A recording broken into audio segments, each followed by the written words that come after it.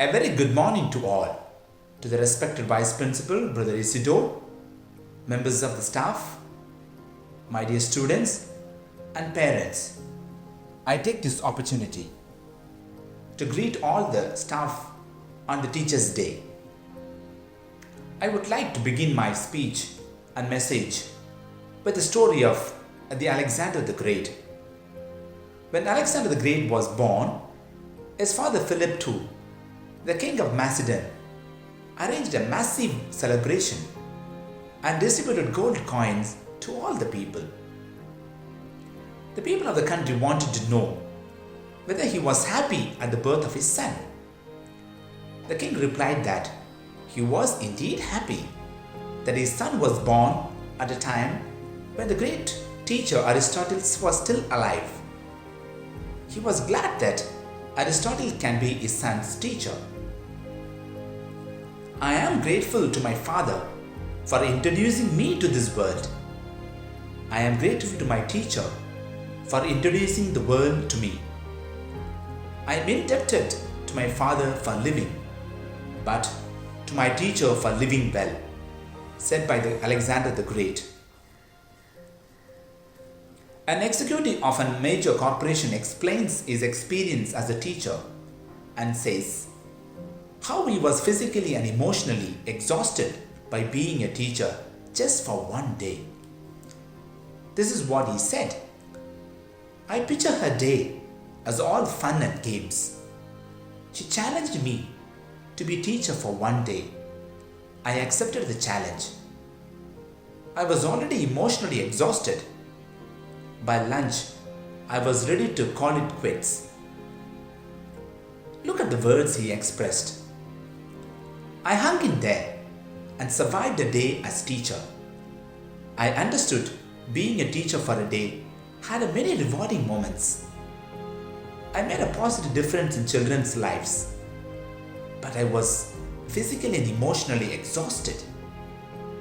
Now I respect my wife, and I suggested my wife run for president, and I respect every teacher on this planet. Dear teachers, the above incident clearly depicts how valuable a teacher is and how you nurture courage in children's lives and hearts. And I would like to narrate a moral story. Building a wall or character. When the ancient Chinese decided to live in peace, they made the Great Wall of China. They thought no one could climb it due to its height. During the first 100 years of its existence, the Chinese were invaded thrice, and every time the hordes of enemy infantry had no need of penetrating or climbing over the wall, because each time they bribed the guards and came through the doors. The Chinese built the wall, but forgot to build characters in the wall guards. Thus, the building of human character comes before the building of anything else. That's what our students need today. Like one Orientalist said, if you want to destroy the civilization of a nation, there are 3 ways to do it.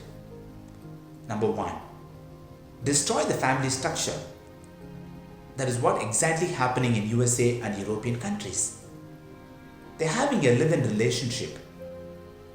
More than 60% of the couples divorce, and that has become a norm. Point number 2, destroy their education. You would have read the book called I Am Malala by a young girl from Pakistan. She was the lone battler, fought the battle against the Taliban. The Taliban were against the girls' education, and they went on destroying the 144 schools in the Swat Valley because it was educating the girls. Point number 3, lower the role models and references. I would like to draw your attention to this scenario. When a conscious mother disappears and a dedicated teacher disappears, there is a downfall of role models. Who will teach the values to youngsters? I strongly support the Socratic method of teaching, firmly believing that we teachers don't teach.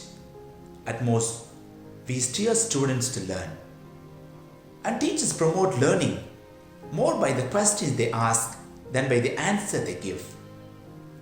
Again, the most active in education belongs not to the teachers, but to the students. Teachers change the world one child at a time. And the very purpose that I have published my books, the poem collection, The Melodies from My Heart, it's not to get any personal glory, merely to steer the students. And I would like to quote from the book that I have written. Voracious reading instilled in me a liberal mindset and a pragmatic approach to life, enriching and widening my horizon to have a broader and liberal approach to life. How reading could mold a person's personality and entire outlook towards life. My poems may not be impressive with the superfluous language, but they reflect the content and ideology that I have firmly held for years. And I would like to narrate one of the incidents regarding Jallikattu that happened in my village.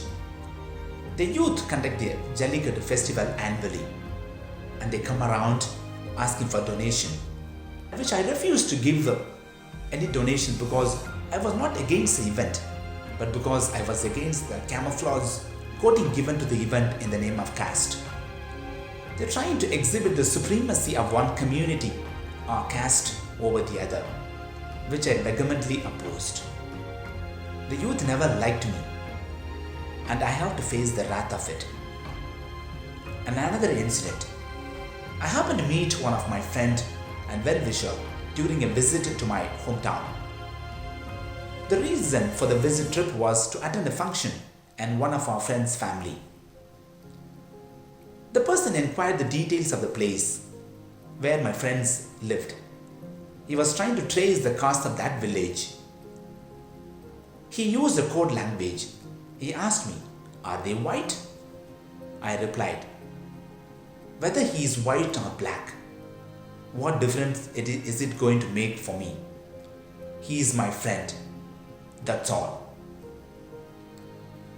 The very purpose of attending webinars that are related to education, they basically equip us with information, leading to awareness.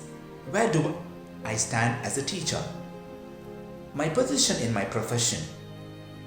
What happens when I don't update and upgrade myself in the field of my work? I tend to lose interest, fall into mechanical and routine work. In general, it reflects the quality of our life and our attitude towards everything that we do. Let us remember, teachers, we are teaching the 5th generation students taught by 3G teachers with the 2G curriculum using the first G methodology. With online classes, we are closely catching up with the 5G students. No doubt at all. We had initial hiccups, but gradually we have learned the ropes. Hats off to you, teachers, for positively and progressively responding to it. Now we must know, where does the limitation lie? Are we willing to cope with the 5G students? We need to be smarter in everything, provided we are willing to take up the challenges. We are now living in times where teachers do not have to prepare the road for the children, but they have to prepare the children for the road ahead. What is education? At the end of the World War II, this letter was found in a Nazi concentration camp. It was addressed to teachers. "Dear teachers, I am a survivor of a concentration camp. My eyes saw what no man should witness. Gas chambers built by learned engineers, children poisoned by educated physicians, infants killed by trained nurses, women and babies shot and burned by high school and college graduates. So I am suspicious of education. My request is, help your students become human. Your efforts must never produce learned monsters, skilled psychopaths, and educated illiterates. Reading, writing, arithmetic are important only if they serve towards making our children more humane. And we must keep all our senses open. We never know where the inspiration will come from. And I have come across an experience where I happened to listen to an FM radio, an advertisement. It goes like this. The teacher was teaching the children, and it is from one of the Tamil textbook, Tamil Kuralpa. The teacher was saying that, Aram seiya virumbu. And all the children were repeating it. It means that I would like to serve others. And another teacher happened to come across and told, why don't you make it a little more differently? Rather than saying, Aram seiya virumbu, Aram seiya palagu. It's better to get into action as serving others. And there is a reason for me to quote that. In the midst of COVID-19 pandemic, we are quietly helping out some of the deserving people by supplying provision enough for 2 months without making much fanfare. As the Bible says, let your right hand never know what your left hand does. But in this present scenario, we all need some inspiration or motivation to help others. I want to share with you about one of our senior brothers' experience who lived a stylish and mundane life. He took a drastic move to spend his time in an ashram, to spend his life in solitude and silence. He had a personal meeting with one of our congregation leader. So the interview goes like this. Leader, how is life?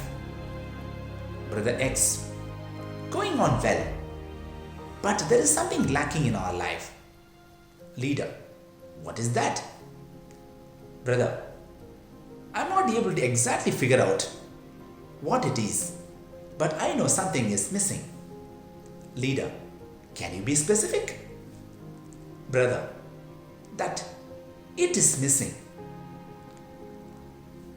I would like to narrate a similar incident of one of my friend who's very much talented and gifted, but is not willing to take up any responsibility.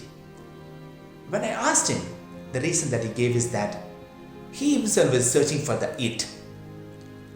I was a very serious guy in my younger days. I learned to be more jovial, friendly, imitating people, and especially pulling each other's leg. How life can be interesting and exciting when you are having a right attitude towards life.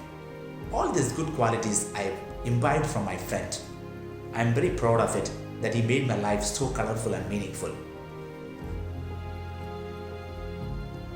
Take anything seriously in your life, but not yourself. Life teaches you so many lessons, but never stop learning. The secret of genius is to carry the spirit of a child into old age, which means never losing your enthusiasm. Next one, I would like to highlight this searching for God, nitty. In Hinduism, and in particular Jnana Yoga and Advaita Vedanta, niti is a Sanskrit expression which means not this, not that, or neither this nor that. It is found that while meditating, it helps a person to understand the nature of Brahman by first understanding what is not Brahman. One of the key elements of yoga practice is often a niti search. The purpose of exercise is to minimize the rationalization and other distraction to unify us in God consciousness. Let us not be swayed by caste, color, and religion, but focus on the very gift of life. The journey is more important than the destination. I happened to attend one of the yoga of Sadhguru. As the meditation is known as the Isha Kriya. The meditation goes like that. As we are seated there, you meditate, you breathe in and tell yourself, I am not the body and I am not even the mind. Because I feel that personally it helped me a lot to meditate. It leads to a higher order thinking rather than mechanically reciting prayers which do not have any connection to our contemporary and present life. As long as the goodness comes from Anywhere, we need to accept it and imbibe it for our own good. We are not ignoring God here. Self-awareness leading to God consciousness is the point that I'm trying to drive home. The difference between ordinary and extraordinary is that little extra, said by Jimmy Johnson. Not demanding anything too much, but walk that extra miles so that you will have a lasting impact on the lives of our children. I salute and give full credit to all the teachers for choosing one of the noblest and challenging career, teaching, which is the mother of all profession. I must honestly acknowledge that it is amazing how you are able to juggle between your work and family, which is much tougher and challenging than my life as a religious brother. I would like to give you all the assurance that I will be extremely happy to collaborate and work with you all together as one family for the welfare and progress of the students' community. Oliver Goldsmith said, "Life is a journey that must be traveled, no matter how bad the roads and accommodation." Once again, I wish you all the teachers very happy Teachers' Day. And let me conclude my speech with a video of Magatriya Ray. Please kindly watch and get inspired. Thank you so much. God bless you all.